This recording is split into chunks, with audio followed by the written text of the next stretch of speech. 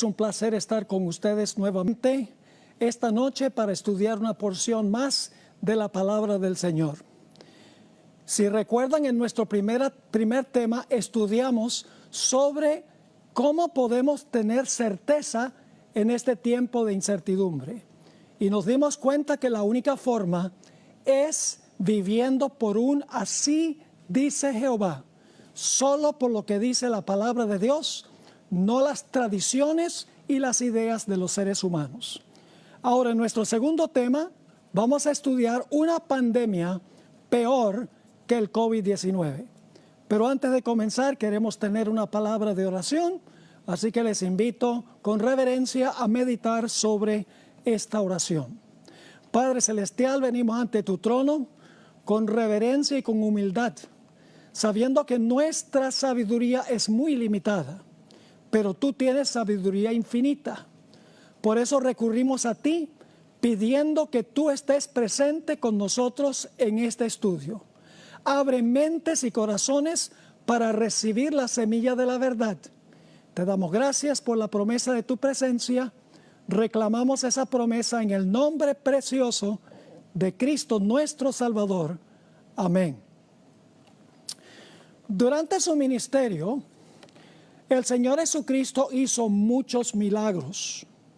Sus milagros no tenían solamente el propósito de sanar enfermos físicamente, sino que sus milagros tenían el propósito de enseñar grandes lecciones espirituales.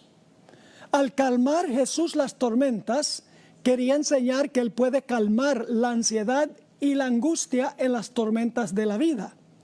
Cuando Jesús maldijo a la higuera estéril, el Señor Jesucristo quería enseñar que la higuera representaba el hecho de que la teocracia judía había llegado a su fin. Cuando el Señor Jesucristo hizo que los discípulos pudieran tener una pesca milagrosa, no fue solamente para que llevaran muchos peces al mercado, sino para enseñarles cómo ser pescadores de hombres. Cuando el Señor Jesucristo sanó al ciego de nacimiento, lo hizo para enseñar cómo quedar sanos de la ceguera espiritual. Y cuando Jesús sanó a un paralítico que había estado paralizado por 38 años, quiso enseñar cómo Él puede sanar la parálisis del pecado espiritualmente hablando. Así que cuando Jesús sanaba a la gente, no solo era para aliviar su sufrimiento físico, sino para enseñar verdades espirituales. Igualmente, cuando Jesús sanó leprosos, no lo hizo tan solo para aliviar su sufrimiento físico, sino para enseñar grandes lecciones en cuanto a las consecuencias del pecado y cómo el pecado se puede sanar. Quiero decirles una palabra en cuanto a la lepra. La bacteria que causa la lepra fue descubierta por Hansen en el año 1871. Con el advenimiento de los antibióticos que conocemos hoy, la lepra ya no causa el terror que causaba en los tiempos bíblicos. Una combinación de drogas hoy se puede usar y la lepra se puede curar en 6 a 12 meses aproximadamente. Pero en los tiempos bíblicos, la lepra era una enfermedad degenerativa e incurable que desensibilizaba los nervios y llenaba los corazones de los habitantes de terror. Así que lo que vamos a estudiar, lo vamos a estudiar a la luz de la lepra en los tiempos de Jesús. Lo primero que quiero que notemos en cuanto a la lepra es que en realidad la lepra se concebía como estar muerto y vivo al mismo tiempo. En Números 12 y el versículo 12, encontramos que cuando María criticó el liderazgo de Moisés, que ella quedó leprosa y Moisés intercedió para que Dios le quitara la lepra. Noten Números 12 y el versículo 12. Aquí Moisés intercede con Dios y dice: no quede ella ahora como el que nace muerto, que al salir del vientre de su madre tiene ya medio consumida su carne. Es decir, que una persona que tenía lepra se concebía que aunque estaba vivo físicamente, en realidad era una persona que estaba muerta en vida. Elena White, en el libro Deseado de todas las gentes, una obra biográfica magistral sobre la vida de Jesús, describe cómo era la lepra en los días de Jesús. Así lee en la página 227. La lepra era la más temida de todas las enfermedades conocidas en el Oriente. Su carácter incurable y contagioso y sus efectos horribles sobre sus víctimas llenaban a los más valientes de temor. Entre los judíos era considerado como castigo por el pecado y por lo tanto se le llamaba el azote o el dedo de Dios. Profundamente arraigada, imposible de borrar, mortífera, era considerada como un símbolo del pecado. La ley ritual declaraba inmundo al leproso, como si estuviese ya muerto. Era despedido de las habitaciones de los hombres. Cualquier cosa que tocase quedaba inmunda y su aliento contaminaba el aire. La lepra ataca los nervios y hace perder la sensibilidad en las extremidades. Puede causar ceguera y finalmente una cruel muerte. ¿Cómo se relacionaba el leproso con la sociedad? En Levítico 13 y el versículo 46 nos dice cuál era la suerte del leproso. Dice allí: todo el tiempo que la llaga estuviere en él, será inmundo, estará impuro y habitará solo. Fuera del campamento será su morada. La lepra era diferente que otras enfermedades de esa época. Una persona que contraía otra enfermedad podía quedarse en casa y podía relacionarse con las demás personas. Pero en Israel, el leproso quedaba separado de Dios, separado del hombre. No tenía acceso a la ciudad, ni tampoco podía venir al santuario. Si por acaso el leproso se sanaba, el sacerdote tenía que salir del campamento a donde estaba el leproso para examinarlo y luego declararlo limpio si es que estaba sano.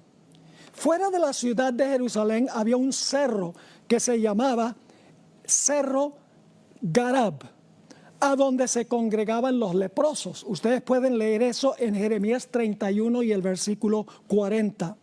La palabra Garab que se usa allí significa cerro de rasparse. Este nombre es significativo, pues la palabra contiene la misma raíz que se usa para describir a Job, cuando fue afligido con esta llaga maligna desde la cabeza hasta los pies, y dice la Biblia que se rascaba con una teja. Significativamente, Job perdió todo. Perdió el apoyo de su esposa, perdió a sus hijos, perdió a sus primeros amigos, y las naciones se burlaban de él y lo echaban a un lado. Aún parecía que Dios había abandonado a Job también. Era el distanciamiento social, no solo mientras pasaba la enfermedad, sino condenado a distanciamiento social de por vida. Ahora, hablemos un poco de la ley del leproso como aparece en el Antiguo Testamento. En primer lugar, un leproso, cuando se acercaba a gente que estaba sana, tenía que hacer algo. Vamos a Levítico 13 y el versículo 45.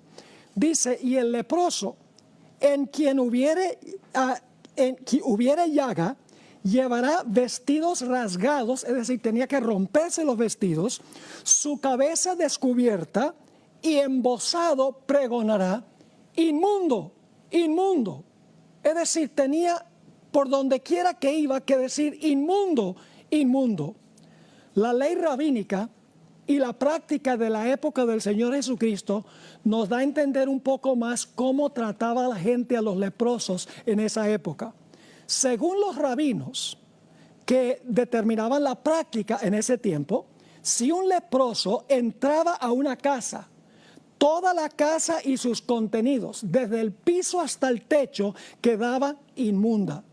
La gente no podía acercarse a más de 2 metros de un leproso si el viento soplaba hacia el leproso.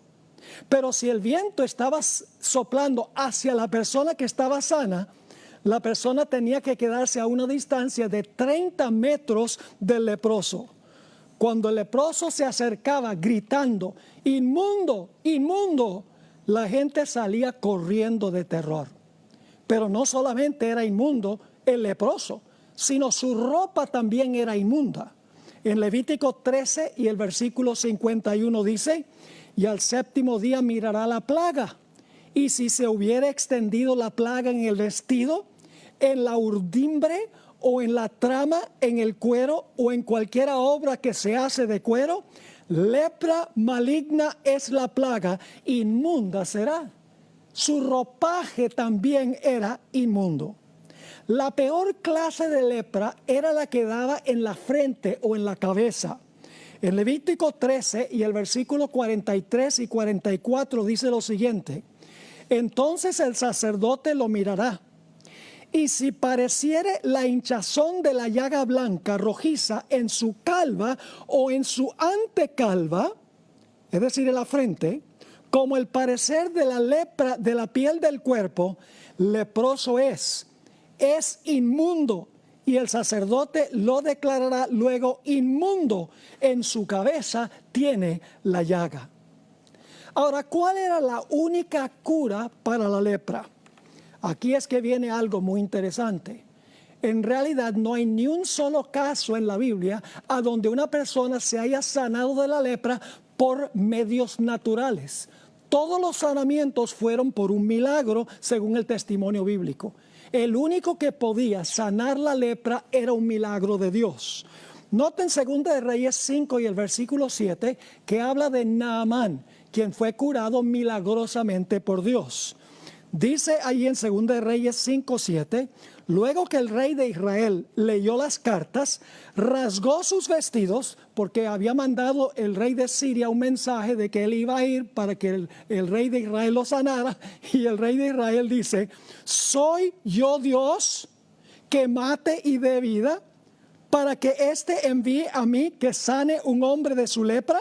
Considerad ahora y ved cómo busca ocasión contra mí. Es decir, el rey de Israel dice, yo no soy Dios para poder sanar la lepra. La exclamación de este rey indica que creía que tan solo Dios podía sanar la lepra.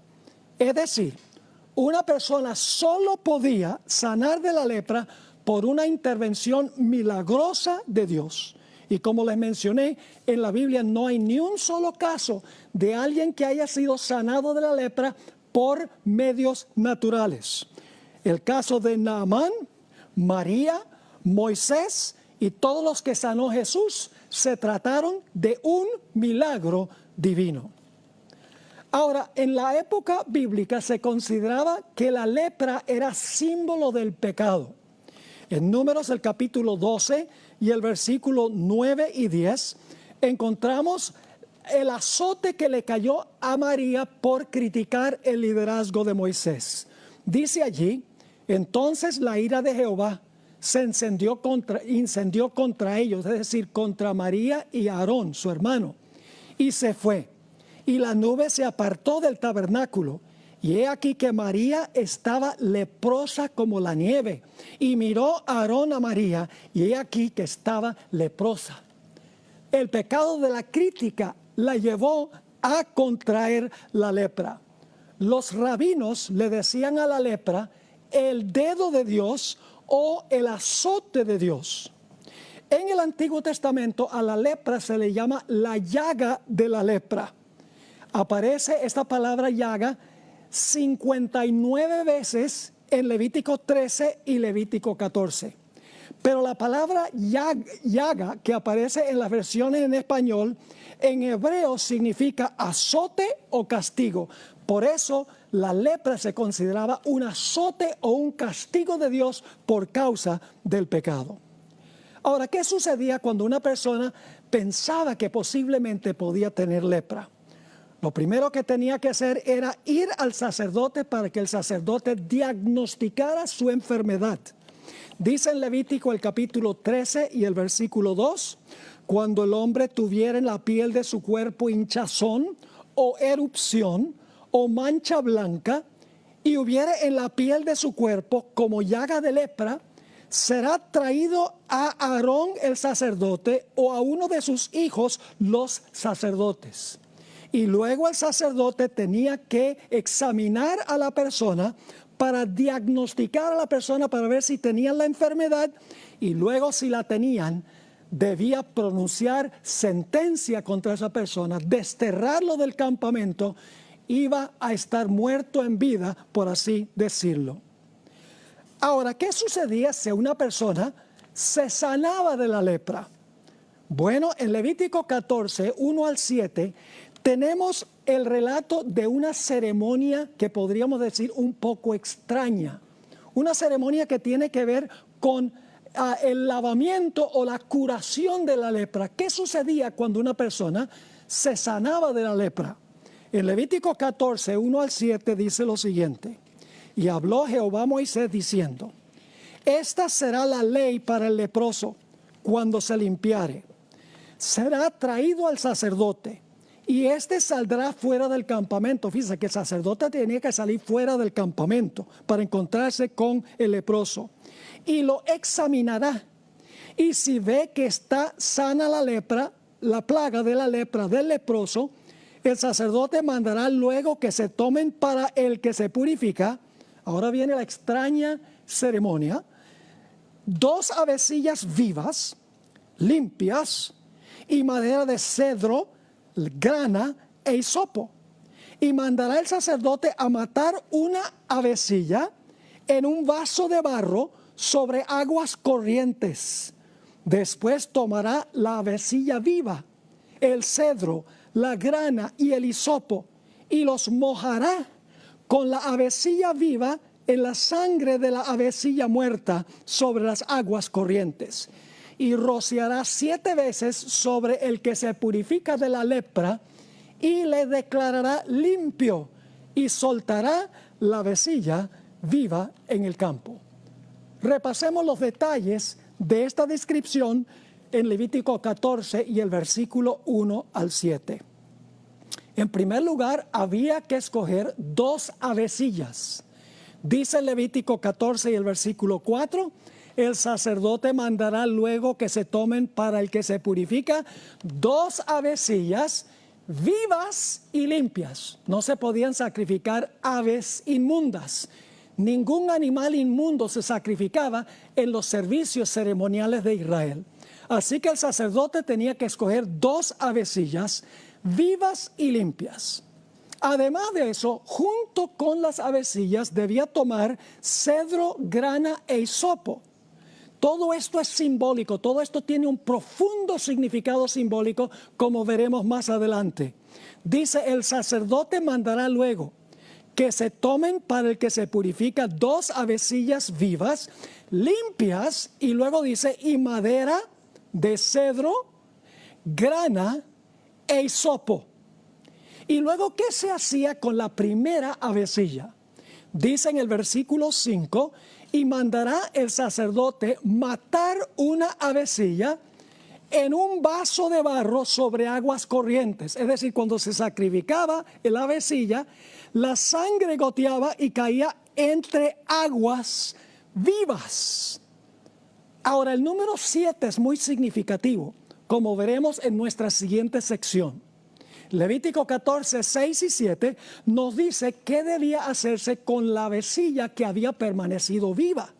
Dice en el versículo 6, después tomará la avecilla viva, el cedro, la grana y el hisopo, y los mojará con la avecilla viva en la sangre de la avecilla muerta sobre las aguas corrientes. ¡Qué interesante! Es decir, aquí como dice, el hisopo, la grana, el cedro, en el agua mezclada con sangre, porque la sangre del ave que fue sacrificada primero cayó en el agua, se debía ahora tomar y rociar 7 veces sobre el que se purificaba de la lepra. Y el sacerdote luego declaraba al leproso limpio. Y luego entonces soltaba la vecilla para que la vecilla pudiera salir volando libre al cielo. El número 7 es importante aquí. El número 7 en la Biblia representa totalidad o plenitud. Esto nos hace recordar la historia de Naamán que estudiaremos más adelante en esta serie, a donde Dios le mandó a Naamán a través del profeta Eliseo que se zambullera 7 veces en el río Jordán. Y cuando salió la 7ª vez, salió totalmente, completamente limpio. Así era con el leproso. La sangre se rociaba 7 veces sobre el leproso y el leproso quedaba limpio. Así que el sacerdote tenía varias funciones.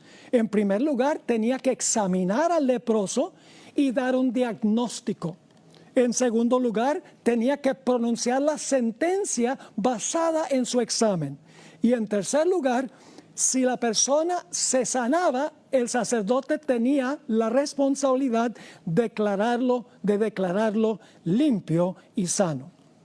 Ahora vamos al Nuevo Testamento para examinar a un sanamiento que hizo Jesús de un leproso. La historia está en Lucas 5 y el versículo 12 y el versículo 13. Dice lo siguiente: sucedió que estando él en una de las ciudades, se presentó un hombre lleno de lepra. Noten que no solamente tenía lepra, estaba lleno de lepra, el cual, viendo a Jesús, se postró con el rostro en tierra y le rogó diciendo: Señor, si quieres, puedes limpiarme. Entonces, extendiendo él la mano, le tocó diciendo: quiero, sé limpio. Y al instante la lepra se fue de él. Ahora, el Evangelio según San Marcos también relata esta experiencia y agrega un detalle que no se encuentra en Lucas. En Marcos 1 y el versículo 40 y 41 nos dice la reacción de Jesús cuando vio al leproso. Dice en el versículo 40 de Marcos 1, vino a él un leproso rogándole, e hincada la rodilla le dijo: si quieres, puedes limpiarme. Y Jesús, teniendo misericordia de él, extendió la mano y le tocó y le dijo: quiero, sé limpio. Ahora, en el libro El deseado de todas las gentes, página 228, nuevamente encontramos una descripción de este leproso a quien Jesús tocó. Dice en la página 228 de esta magistral obra sobre la vida de Cristo que le recomiendo a cualquiera, dice lo siguiente: presentaba un espectáculo repugnante. La enfermedad había hecho terribles estragos. Su cuerpo decadente ofrecía un aspecto horrible. Al verle, la gente retrocedía con terror. Se agolpaban unos sobre otros en su ansiedad de escapar de todo contacto con él. Algunos trataban de evitar que se acercara a Jesús, pero en vano. Él ni los veía ni los oía. No percibía tampoco sus expresiones de horror. Veía tan solo al Hijo de Dios. Oía únicamente la voz que infundía vida a los moribundos. Acercándose con esfuerzo a Jesús, se echó a sus pies clamando: Señor, si quieres, puedes limpiarme.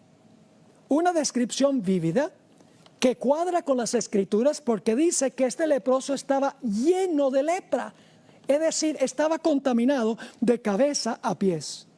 Es interesante notar el proceso que siguió este leproso en lograr la sanidad por medio de Jesús. En primer lugar, sintió su gran necesidad. Sabía que era leproso y por lo tanto decía: yo tengo la gran necesidad de sanidad, pero en sí mismo yo no tengo forma de curarme. Ansiaba la sanidad, pero su caso parecía desesperado. Pero luego escuchó que Jesús iba a venir por esos lados. Creyó que Jesús lo podía sanar aún de la lepra que había invadido todo su cuerpo. no solo creyó en Jesús, sino que vino a Jesús. Y no solamente fue suficiente que creyera en Jesús y que viniera a Jesús, pero le rogó a Jesús que le sanara de la lepra. Y luego, después que Jesús lo sanó de la lepra, el leproso, a pesar de que Jesús le había dicho que no le contara a nadie, ¿cómo que podía guardar esa información dentro de sí? Salió y proclamó por todas partes que Jesús lo había sanado. Tenía una historia que contar. Indudablemente la contó con gran emoción, porque ahora tenía la piel como de un niño, la piel fresca, la piel como de un bebé recién nacido. Ahora Jesús violó las normas sociales de esa época. En Mateo 8 y el versículo 3 dice: Jesús extendió la mano y le tocó, diciendo: quiero ser limpio, y al instante su lepra desapareció. Ahora, en los escritos de Moisés no hay ningún caso a donde el sacerdote tocaba al leproso. Jesús podría haber declarado que el leproso fuera sano, pero Jesús le dio el toque personal. Lo que Jesús hizo era impensable a los que estaban allí. Cualquiera que tocaba a un leproso, en la estimación de los expertos de la época, de los fariseos y los saduceos, era tan inmundo como el leproso. Ahora, muchas personas aún hoy en día piensan que Dios el Padre es austero y rudo y falto de compasión y severo, y que es un puro juez, pero que Jesús es puro amor y pura gracia y pura misericordia. En realidad, los judíos de la época del Señor Jesús tenían un concepto falso de Dios. Pensaban que Dios estaba esperando nada más un momento para ver que una persona pecara, pero para luego entonces castigarla con la lepra, por ejemplo. Pero el Señor Jesucristo cambió esa perspectiva. Él quería que la gente supiera que no solamente era Él amor y misericordia y gracia, sino su Padre también. En cierta ocasión, que se relata en Juan 14 y el versículo 8 y 9, Felipe le dijo algo muy interesante a Jesús. Dice allí, Felipe le dijo: Señor, muéstranos al Padre y nos basta. Jesús le dijo: ¿tanto tiempo hace que estoy con vosotros y no me has conocido, Felipe? El que me ha visto a mí, ha visto al Padre. ¿Cómo pues dices tú, muéstranos al Padre? Es decir, el Padre también quería la sanidad del leproso. Dios el Padre es un Dios de amor. El Hijo es un Dios de amor. El Padre estuvo dispuesto de enviar a Jesús a este mundo. Y Jesús estuvo dispuesto de venir para morir por la raza humana. Ahora, ¿cuál fue la condición del leproso después de su sanidad? En el mismo libro, Deseado de todas las gentes, página 228, dice: inmediatamente se realizó una transformación en el leproso. Su carne se volvió sana. Los nervios recuperaron la sensibilidad. Los músculos, la firmeza. La superficie tosca y escamosa, propia de la lepra, desapareció y la reemplazó un suave color rosado como el que se nota en la piel de un niño sano. ¿Saben que la Biblia dice que esa era la condición también de Naamán, el general de las tropas de Siria? Dice en 2 de Reyes 5 y el versículo 14, miren, cuando Jesús sana, sana bien. No solamente le devolvió al leproso lo que él era a su edad, sino que tenía la piel como de un niño, piel rosada, suave. Dice en 2 de Reyes 5 y el versículo 14, él entonces descendió y se zambulló 7 veces en el Jordán, conforme a la palabra del varón de Dios. Y su carne se volvió como la carne de un niño y quedó limpio. Ahora, ¿por qué es que Jesús respondió inmediatamente a la petición del leproso? En algunos casos, el Señor Jesucristo demoraba en contestar la oración de la gente. A veces el Señor Jesucristo sabía que no era lo mejor darle a la gente lo que ellos querían en ese momento. Pero en el caso del leproso, dice que inmediatamente Jesús lo sanó. En el Deseo de todas las gentes, página 231, encontramos esta explicación. En algunos casos de curación, Jesús no concedió